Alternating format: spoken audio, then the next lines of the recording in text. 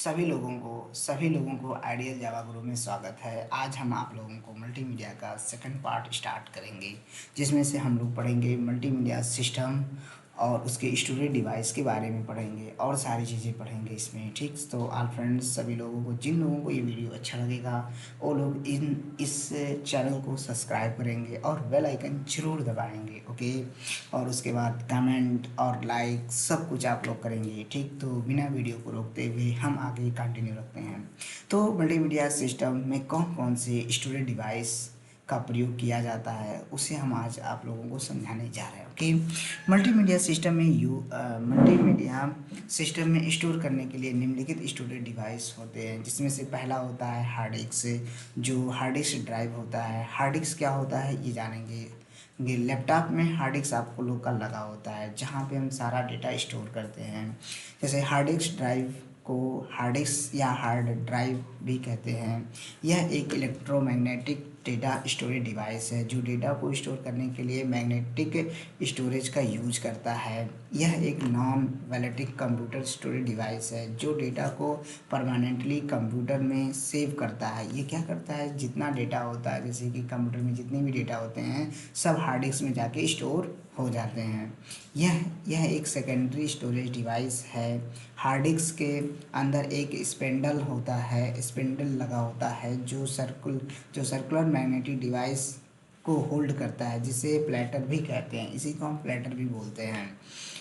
Electromagnetic read write head platter के ऊपर और नीचे स्थित रहते हैं। जब प्लेटर स्पिन करते हैं तब हेड डेटा को रीड और राइट करने के लिए प्लेटर को टच करते हैं। सभी प्लेटर कई सारे कॉन्सेंट्रिक सर्किल में स्थित होते हैं, जिन्हें ट्रैक्स कहते हैं, जिन्हों हम ट्रैक करते हैं, मतलब डेटा को ट्रैक करता है। ये सभी इंफॉर्मेशन ट्रैक में फॉर्म में स्टोर होती है। ट्रैक बहुत सारे स्मॉलर यूनिट में डिवाइड होते हैं, जिन्हें सेक्टर कहते हैं। उन्हें हम क्या बोलते हैं, सेक्टर कहते हैं। सेक्टर एक साथ मिलकर क्लस्टर बनाते हैं। ये क्या करते हैं, सेक्टर क्या करते हैं, एक साथ आपस में मिला के एक क्लस्टर को बना देते हैं। और दूसरा आपका आता है डीवीडी। डीवीडी जो होता है, डीवीडी एक डिजिटल ऑप्टिकल डिवाइस होता है। जैसे कि डीवीडी कैसेट आप लोग जानते ही हैं, जिसमें कि मूवीज़ आप लोग का आता है, जिसमें से 10 GB, 3 GB, 4 GB, 5 GB, 1 TB तक डेटा को स्टोर कर लेते हैं ना। तो डीवीडी एक डिजिटल ऑप्टिकल डिस्क होता है जो डेटा या इंफॉर्मेशन को परमानेंटली स्टोर करता है। यह एक ऑप्टिकल स्टोरेज मीडिया है जो लार्ज अमाउंट डेटा को स्टोर करता है। लार्ज अमाउंट, ज़्यादा से ज़्यादा डेटा को स्टोर करता है। डीवीडी को दो साइज के होते हैं। डीवीडी दो साइज के होते हैं। पहला होता है 12 सेंटीमीटर का, दूसरा होता है 8 सेंटीमीटर का। ओके, तो ये दोनों ही हमारा सॉफ्टवेयर, मूवीज और ऑपरेटिंग सिस्टम को स्टोर करता है और स्मार्ट डिवाइस में प्रयोग होता है। ये क्या करता है, स्मार्ट डिवाइस प्रयोग होता है। तो डीवीडी के प्रकार, डीवीडी लगभग 3 प्रकार के होते हैं। जैसे डीवीडी रोम होता है, डीवीडी आर होता है, डीवीडी RW होता है। तो ये सारी चीज़ें होती हैं। अब तीसरा आता है फ्लैश ड्राइव। देखो, फ्लैश ड्राइव मैक्सिमम सभी लोग यूज करते हैं। फ्लैश ड्राइव को पेन ड्राइव भी कहते हैं। पेन ड्राइव का यूज क्या किस लिए करते हैं, जैसे कि हमें एक सिस्टम से दूसरे सिस्टम पर डेटा को लेना हो या सेंड करना हो, तो उसके लिए हम पेन ड्राइव के थ्रू डेटा को रिसीव और सेंड करने का काम कर लेते हैं। तो ये भी एक तरह से स्टोरेज डिवाइस होता है। ये भी स्टोरेज ही करता है, डेटा को स्टोर करने का काम करता है। फ्लैश ड्राइव, इसको फ्लैश ड्राइव भी बोलते हैं। फ्लैश ड्राइव को पेन ड्राइव भी कहते हैं। यह एक स्मॉल इलेक्ट्रॉनिक डिवाइस होता है जो डेटा को स्टोर करने के लिए फ्लैश मेमोरी को प्रयोग करता है।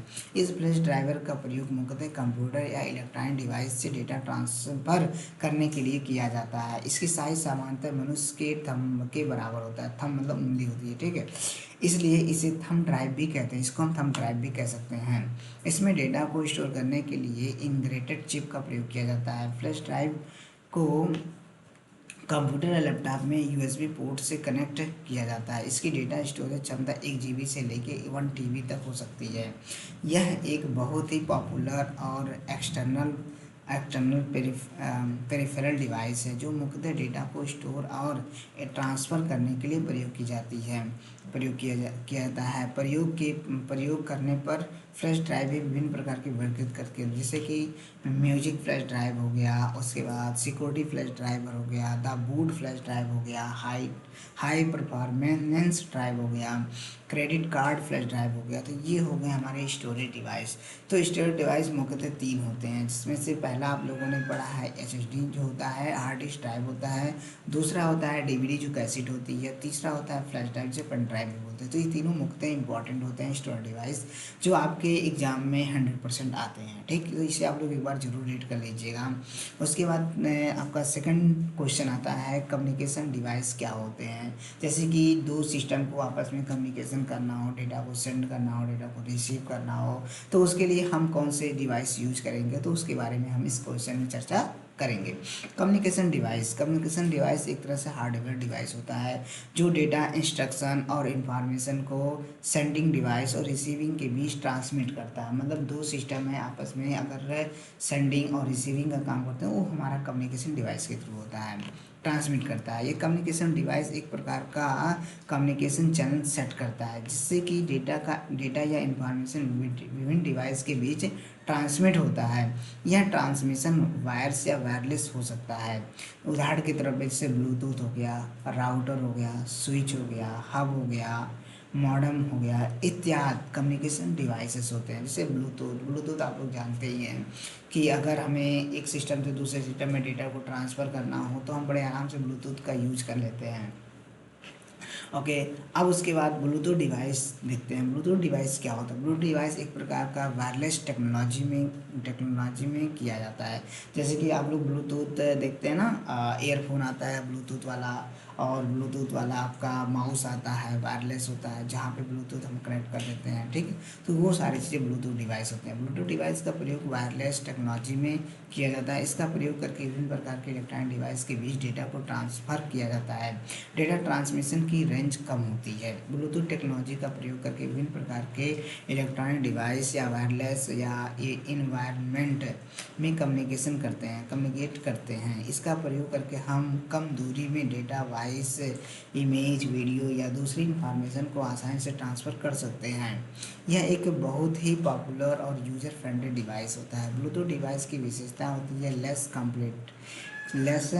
कॉम्प्लिकेशन होता है, लेस पावर कंज्यूमेशन होता है, तीसरा होता है रोबोटनेस होता है, और चौथा होता है चेपर होता है। तो ये हमारे होते हैं ब्लूटूथ डिवाइस के कुछ एग्जाम्पल, कुछ इसकी विशेषताएं होते हैं। ओके, दूसरा आता है राउटर क्या होता है? राउटर एक तरह से नेटवर्क डिवाइस होता है। राउटर एक नेटवर्क डिवाइस होता है जो कंप्यूटर नेटवर्क के बीच डेटा पैकेट को फॉरवर्ड करता है। तो राउटर क्या करता है? डेटा को पैकेट के फॉर्मेट में ट्रांसफ़र करता है, मतलब फॉरवर्ड करता है। यह एक हार्डवेयर डिवाइस होता है जो किसी एक नेटवर्क को इनकमिंग डेटा को रिसीविंग, एनालाइज और दूसरे या सेम नेटवर्क पर फॉरवर्ड कर देता है। जैसे कि दो डेटा है, दो सिस्टम लगा हुआ है, 2 से 4 सिस्टम लगा हुआ है। जैसे कि आप लोग कॉलेज में देखते हैं लैब में क्या होता है? राउटर लगा होता है, राउटर स्विच का यूज होता है। तो सारे सिस्टम को आपस में कनेक्ट किया जाता है नेट लाने के लिए, तो वो यूज होता है राउटर के द्वारा होता है। राउटर के द्वारा डेटा को ट्रांसफ़र करते हैं हम। एक सिस्टम से दूसरे सिस्टम में अगर डेटा ट्रांसफ़र करना हो तो हम राउटर का यूज कर लेते हैं। ठीक, तो यह एक प्रकार का हार्डवेयर डिवाइस है जो किसी भी एक नेटवर्क इनकमिंग डेटा को रिसीविंग, एनालाइज और दूसरे पर सेम नेटवर्क पर फॉरवर्ड करता है। राउटर यह भी एनालाइज करता है कि क्या सोर्स और डेस्टिनेशन एक ही नेटवर्क का है। राउटर ये भी क्लियर कर देता है कि जो सोर्स है, क्या सोर्स और डेस्टिनेशन एक ही नेटवर्क का है या अलग अलग नेटवर्क का है। OSI open system interconnections model में राउटर लेयर 3 नेटवर्क लेयर पर कार्य करता है। राउटर डेटा और हेडर डेस्टिनेशन IP एड्रेस को एनालाइज करके और राउटिंग टेबल में कंपेयर करके इसको डेस्टिनेशन में फॉरवर्ड कर देता है। कहने का मतलब है कि ये राउटर ये देखता है कि क्या दोनों सिस्टम एक ही कनेक्शन है, एक ही नेटवर्क से काम कर रहे हैं, एक ही IP एड्रेस पे दोनों जुड़े हुए हैं, तो उस पर डेटा को ट्रांसफ़र कर देता है राउटर। ऐसे ही होता है मॉडेम क्या करता है? मॉडेम भी एक हार्डवेयर डिवाइस होता है जो ट्रांसमिशन मीडिया के बीच डेटा को कन्वर्ट करता है। मॉडेम को मॉडुलेटर्स, डेमोडुलेटर भी कहते हैं, यह कंप्यूटर या जनरेटेड डिजिटल सिग्नल को एनालॉग में कन्वर्ट करता है और टेलीफोन या केबल लाइन के द्वारा ट्रांसमिट किया जाता है। इसमें क्या होता है, केबल के द्वारा डेटा को ट्रांसमिट किया जाता है। यह डेमोडुलेटर के द्वारा एनालॉग सिग्नल को डिजिटल सिग्नल में भी कन्वर्ट करता है। मॉडेम एक नेटवर्क डिवाइस है जो सिग्नल को आवश्यकता अनुसार मॉड्यूलेटर और डेमोडुलेट कर सकता है। मॉडेम का मुख्य उद्देश्य होता है सिग्नल को मॉड्यूलेट और डीमॉड्यूलेट करना होता है, जिससे कि सिग्नल आसानी से ट्रांसमिट किया जा सके। मॉडेम कंप्यूटर द्वारा जनरेटेड डिजिटल सिग्नल को एनालॉग कन्वर्ट करता है और इनकमिंग एनालॉग सिग्नल को डिजिटल सिग्नल में कन्वर्ट कर देता है। ओके, ये क्या करता है कि इनकमिंग एनालॉग सिग्नल को डिजिटल सिग्नल में कन्वर्ट करता है, इसका काम ये होता है। अब इसी प्रकार आपका स्विच होता है। स्विच क्या करता है, स्विच भी एक नेटवर्क डिवाइस होता है जो कंप्यूटर नेटवर्क पर डिवाइस को कनेक्ट करता है। मतलब कई सारे कंप्यूटर को आपस में कनेक्ट करने का काम इसी का होता है। स्विच पर डिवाइस को कनेक्ट करता है। स्विच का प्रयोग किसी भी नेटवर्क में विभिन्न कंप्यूटर को कनेक्ट करने के लिए किया जाता है, परंतु राउटर विभिन्न नेटवर्क को कनेक्ट करता है। स्विच के द्वारा मल्टीपल होस्ट को कनेक्ट किया जाता है, बहुत सारे होस्ट हैं उनको भी कनेक्ट किया जाता है। स्विच किसी भी स्पेसिफिक होस्ट के मैसेज को ट्रांसफ़र करता है। Switch OSI open system interconnection के लेयर 2 पर कार्य करता है, ये लेयर 2 पे काम करता है। और आपका जो ये राउटर होता है ये लेयर 3 पे काम करता है, ये लेयर 2 पे काम करता है। इतना अंतर होता है दोनों में, ठीक।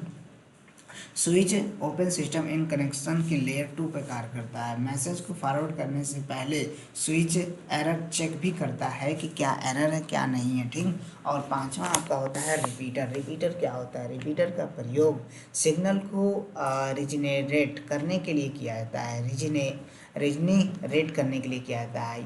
यह OSI मॉडल फिजिकल लेयर पे कार्य करता है। जो रिपीटर होता है वो फिजिकल लेयर पे कार्य करता है।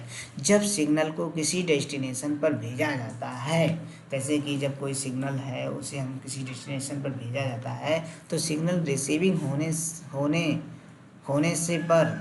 होने से पहले वीक हो जाता है। सिग्नल की स्ट्रेंथ बनाए रखने के लिए रिपीटर का प्रयोग करते हैं और वीक सिग्नल को स्ट्रांग और ओरिजिनल सिग्नल में कन्वर्ट कर देता है। रिपीटर सिग्नल को एम्पलीफाई नहीं करता, यह सिग्नल को बिट बाई कॉपी करता है और इसके ओरिजिनल स्ट्रेंथ को रिजनरेट कर देता है। तो ये होता है रिपीटर। रिपीटर का मेन काम होता है कि सिग्नल को प्रोवाइड कर देता है, बस सिग्नल ही इसका मेन होता है। ओके, एम्पलीफाई करता है ये।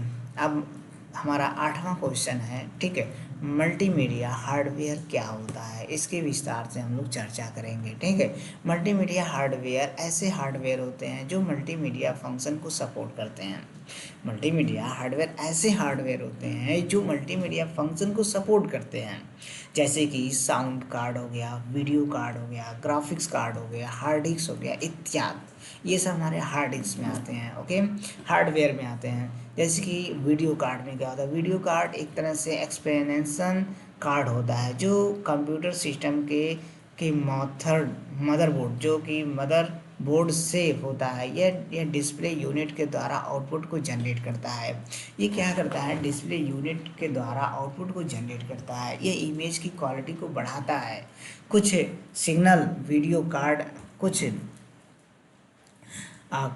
वीडियो कार्ड इनबिल्ट होता है, कुछ सिस्टम से अलग से स्लॉट के द्वारा एक्सपेंड किया जाता है। वीडियो कार्ड के लिए ड्राइवर की ज़रूरत पड़ती है जो ऑपरेटिंग सिस्टम और दूसरे सॉफ्टवेयर के बीच इंटरफेस का काम करता है। ये क्या करता है, ऑपरेटिंग सिस्टम और दूसरे सिस्टम के बीच इंटरफेस का काम करता है। इसे वीडियो कार्ड भी कहते हैं, वीडियो कार्ड कहते हैं। अब बात आता है ऑडियो कार्ड किसे बोलते हैं। ऑडियो कार्ड को साउंड कार्ड भी कहते हैं, बस इतना समझिए, ऑडियो कार्ड को एक साउंड कार्ड भी कहते हैं। ऑडियो कार्ड मदरबोर्ड के PCI स्लॉट से होता है, जो इनपुट को प्रोसेस करके साउंड को डिलीवर्ड करता है। साउंड कार्ड एक इंटरनल एक्सपोनेंशियल कार्ड होता है। कंप्यूटर के इनपुट और आउटपुट साउंड सिग्नल को सपोर्ट करता है। बस इतना ही आप लोग रीड कीजिएगा, ओके। अब उसके बाद अगला क्वेश्चन आपका आएगा नेटवर्क कार्ड। नेटवर्क कार्ड क्या होता है? नेटवर्क कार्ड को, यह आपका इम्पॉर्टेंट क्वेश्चंस नहीं है, ये कभी कभी आते हैं, तो इसलिए इस पर ज़्यादा फोकस आप लोग मत कीजिएगा। नेटवर्क कार्ड को नेटवर्क इंटरफेस कार्ड या आईसी भी कहते हैं। यह एक कंप्यूटर हार्डवेयर कंप्यूटर होता है, कंपोनेंट होता है जो कंप्यूटर को नेटवर्क से कनेक्ट करता है। यह वायर या वायरलेस हो सकता है। यह कंप्यूटर नेटवर्क के बीच में एक हार्डवेयर इंटरफेस की तरह कार्य करता है। यह एक एक्सपेंशन कार्ड होता है। यह इंटरनेट केबल के द्वारा RJ45 से कनेक्ट होता है। इसका प्रयोग किसी नेटवर्क या इंटरनेट से कनेक्शन में होता है। इसकी सहायता से इंफॉर्मेशन या रिसोर्स को शेयर कर सकते हैं। कहने का मतलब नेटवर्क कार्ड के द्वारा हम किसी भी इंफॉर्मेशन या रिसोर्स को शेयर कर सकते हैं, भेज सकते हैं लोगों में। ऐसे ही होता है hard disk drive. Hard disk drive क्या होता है? हार्ड डिस्क एक स्टोरेज डिवाइस होता है जो डेटा इंफॉर्मेशन को स्टोर करता है। यह एक नॉन वैलेटिक कंप्यूटर स्टोरेज डिवाइस है जिसमें मैग्नेटिक डिस्क लगे होते हैं जो हाई स्पीड में रोटेट करते हैं। ये क्या करते हैं? हाई स्पीड में रोटेट करते हैं। हार्ड डिस्क को स्टोरेज कैपेसिटी बहुत ही ज़्यादा होती है। हार्ड डिस्क की स्टोरेज कैपेसिटी बहुत ही ज़्यादा होती है, ओके। अब बात आते हैं CPU। सब लोग जानते हैं सेंट्रल प्रोसेसिंग यूनिट। ये इंटरव्यू देते हैं, CPU का कभी कभी पूछा जाता है full form. Central processing unit होता है। CPU भी एक तरह से हार्डवेयर कंपोनेंट होता है।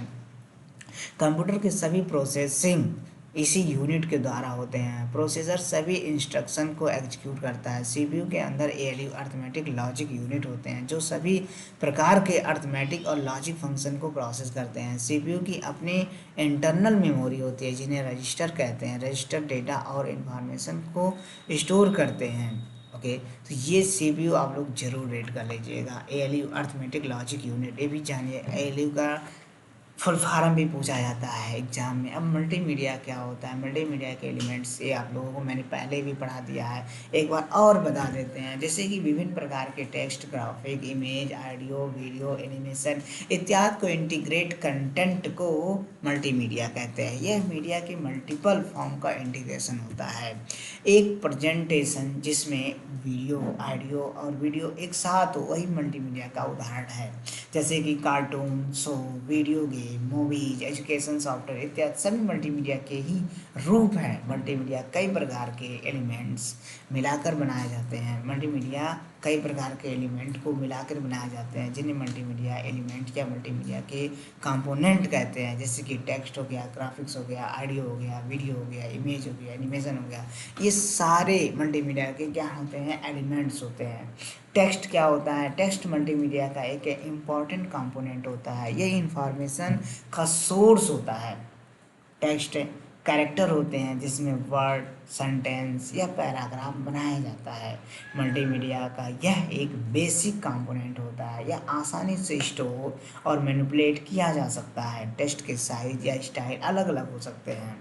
आप टेक्स्ट की साइज को भी चेंज कर सकते हैं। वैसे ही ऑडियो होता है। ऑडियो एक साउंड होता है जिसमें आवाज़ होती है जो मल्टीमीडिया का इंटरैक्टिव कंपोनेंट है। ऑडियो फाइल्स के रूप में स्टोर करते हैं। जो कैप्चर्ड साउंड का रिकॉर्ड होता है जिन्हें प्ले किया जाता है। सामान्यतः ऑडियो फाइल्स को आसानी से स्टोर और ट्रांसमिट करने के लिए इन्हें कंपेयर्स किया जाता है। ऐसे ही आपका वीडियो होता है। वीडियो एक प्रकार का विजुअल मल्टीमीडिया कंपोनेंट है जो इमेज के सीक्वेंस को कंबाइन करके मूविंग पिक्चर बनाया जाता है। सामान्यतः वीडियो कंपोनेंट में ऑडियो भी इंक्लूड रहता है। यह एक प्रकार का इलेक्ट्रॉनिक मीडियम है जैसे record, copy, playback, display, broadcast हो सकता है। ये आपका ग्राफिक्स होता है, एनिमेशन होता है, इमेज होता है, सब चीज़ आप लोगों को मैंने फर्स्ट वीडियो में ही पढ़ा चुके हैं। तो ऑल फ्रेंड्स, अगर ये वीडियो आप लोगों को अच्छा लग रहा हो तो ज़रूर आप इसे सब्सक्राइब करें और हमारे मनोबल को बढ़ाएं जिससे हम अगला पार्ट नंबर 3 बनाने के लिए एक मोटिवेट हों हम, ठीक है। तो आप लोग कमेंट भी दीजिए और सब्सक्राइब भी कीजिए। तो ऑल फ्रेंड्स, थैंक यू आप लोगों को हमारी तरफ से।